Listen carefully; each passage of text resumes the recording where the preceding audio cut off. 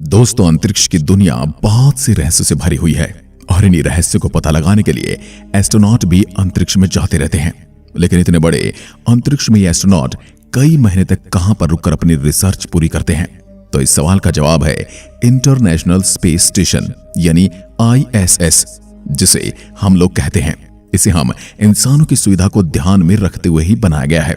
जब भी ISS का नाम आता है तो सबके जहन में एक ही सवाल आता है कि इंटरनेशनल स्पेस स्टेशन पर कोई भी स्पेस शटल या फिर स्पेसक्राफ्ट लैंडिंग कैसे करता है, और फिर ये कैसे वहां पर वैज्ञानिकों को छोड़ता है और कैसे उनके लिए सामान पहुंचाता है और कैसे वहां से वापस धरती पर आता है, और ISS पर रहने वाले एस्ट्रोनॉट वापस पृथ्वी पर कैसे आते हैं। आज हम आपको अपने इस वीडियो में इन्हीं सवालों के जवाब देने वाले हैं।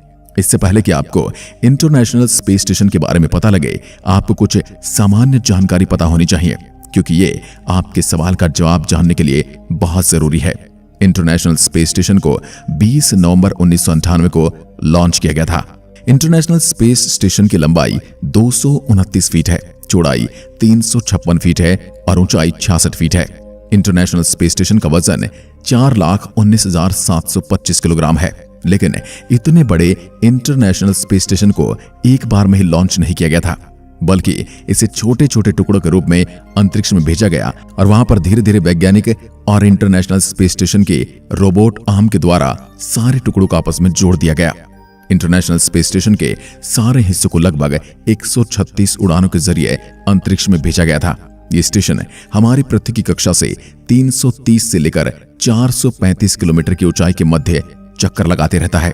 ये दूरी कम होने के कारण आप रात्रि के समय इंटरनेशनल स्पेस स्टेशन को अपनी आंखों से बिना किसी उपकरण या टेलीस्कोप की मदद से आसानी से देख सकते हैं। इंटरनेशनल स्पेस स्टेशन पृथ्वी के चारों ओर 7.67 किलोमीटर प्रति सेकंड की गति से चक्कर लगाता है, यानी कि 1 घंटे में 27,600 किलोमीटर की दूरी तय करता है और हर 92 मिनट में पृथ्वी का एक चक्कर पूरा कर लेता है, यानी कि एक दिन में पृथ्वी के 15.5 चक्कर लगा लेता है। इसलिए अगर आप इंटरनेशनल स्पेस स्टेशन पर मौजूद हैं तो एक दिन में 16 सूर्य उदय और सूर्यास्त आप देख सकते हैं। इंटरनेशनल स्पेस स्टेशन में हमेशा वैज्ञानिकों का एक दल मौजूद रहता है। लॉन्चिंग के बाद से अब तक इंटरनेशनल स्पेस स्टेशन को कभी भी मानव रहित नहीं छोड़ा गया है। चलिए अब ये जानते हैं कि कोई भी स्पेसक्राफ्ट इंटरनेशनल स्पेस स्टेशन पर लैंड कैसे करता है।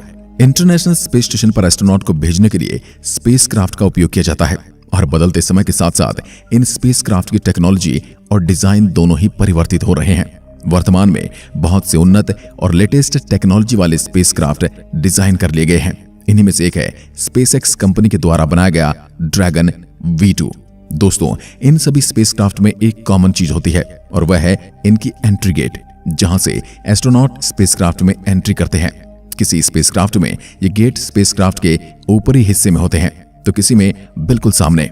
बिल्कुल इसी तरह का एक entry gate international space station में भी है, जहां से एस्ट्रोनॉट एंट्री लेते हैं। लेकिन इंटरनेशनल स्पेस स्टेशन का एंट्री गेट फीमेल टाइप का होता है और स्पेसक्राफ्ट का एंट्री गेट मेल टाइप का होता है, यानी कि स्पेसक्राफ्ट का एंट्री गेट को इस तरह से डिजाइन किया जाता है कि ये इंटरनेशनल स्पेस स्टेशन की एंट्री गेट में फिट हो जाए, मतलब उससे अच्छी तरह से अटैच हो जाए। जैसे कि हम कई जगह पुरानी इमारतों में देखते हैं जहां पर लॉकिंग सिस्टम से पूरी इमारतें बनी हुई हैं। ये हमें ऐतिहासिक इमारतों में देखने को मिलता है। जब किसी भी स्पेसक्राफ्ट को लॉन्च किया जाता है तो ये बूस्ट रॉकेट को मेन रॉकेट की मदद से अंतरिक्ष में पहुंचा देता है। लेकिन अभी भी इसके सामने एक बहुत बड़ी चुनौती है इंटरनेशनल स्पेस स्टेशन को पकड़ने की, जो कि 7.67 किलोमीटर प्रति सेकंड की स्पीड से चल रहा है। इसलिए सबसे पहले स्पेसक्राफ्ट अपनी गति को बढ़ाकर इंटरनेशनल स्पेस स्टेशन के समान कर लेता है और धीरे धीरे इंटरनेशनल स्पेस स्टेशन के साथ चलने की कोशिश करता है। वहीं इंटरनेशनल स्पेस स्टेशन में मौजूद वैज्ञानिक लगातार स्पेसक्राफ्ट में मौजूद वैज्ञानिकों से संपर्क करते रहते हैं और उन्हें जरूरी जानकारियां मुहैया कराते रहते हैं। जैसे ही स्पेसक्राफ्ट इंटरनेशनल स्पेस स्टेशन के नजदीक जाता है, इंटरनेशनल स्पेस स्टेशन का रोबोटिक आर्म स्पेसक्राफ्ट को पकड़ लेता है। रोबोटिक आर्म स्पेस स्टेशन के लिए एक हाथ की तरह काम करता है, जिसके द्वारा इंटरनेशनल स्पेस के खराब हिस्सों को बदला जाता है और अंतरिक्ष यात्री भी इसकी मदद से स्पेस वॉक के लिए बाहर आ सकते हैं। स्पेसक्राफ्ट के एंट्री गेट को रोबोटिक आर्म द्वारा बड़ी सावधानी से इंटरनेशनल स्पेस स्टेशन के एंट्री गेट से अटैच कर दिया जाता है और जैसे ही ये दोनों गेट एक दूसरे में समा जाते हैं तो इंटरनेशनल स्पेस स्टेशन में मौजूद वैज्ञानिक एंट्री गेट को खोल देते हैं। उधर दूसरी तरफ स्पेसक्राफ्ट में मौजूद वैज्ञानिक भी स्पेसक्राफ्ट का दरवाजा खोल देते हैं।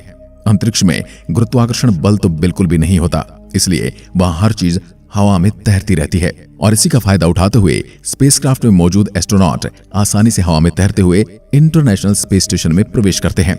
यहीं पर एक महत्वपूर्ण बात यह है कि आईएसएस और स्पेसक्राफ्ट इतनी अच्छी तरह से आपस में जुड़ जाते हैं कि बाहरी वातावरण से एक सूक्ष्म जीवाणु भी अंदर नहीं आ सकता। अंतरिक्ष यात्रियों को अंतरिक्ष में एक निश्चित समय के लिए ही भेजा जाता है। उसके बाद नए वैज्ञानिकों का दल अंतरिक्ष में चला जाता है और पुराना वाला दल अपने रिसर्च के परिणामों के साथ वापस पृथ्वी पर आ जाता है। अब समय है इंटरनेशनल स्पेस में पिछले कुछ महीने से रह रहे एस्ट्रोनॉट की घर वापसी का। नए वाले दल के इंटरनेशनल स्पेस स्टेशन में प्रवेश करने के कुछ समय तक उनका मेल मिलाप होता है। एक दूसरे के मिलने के बाद पुराना वाला दल उसी एंट्री गेट से स्पेसक्राफ्ट में प्रवेश करता है।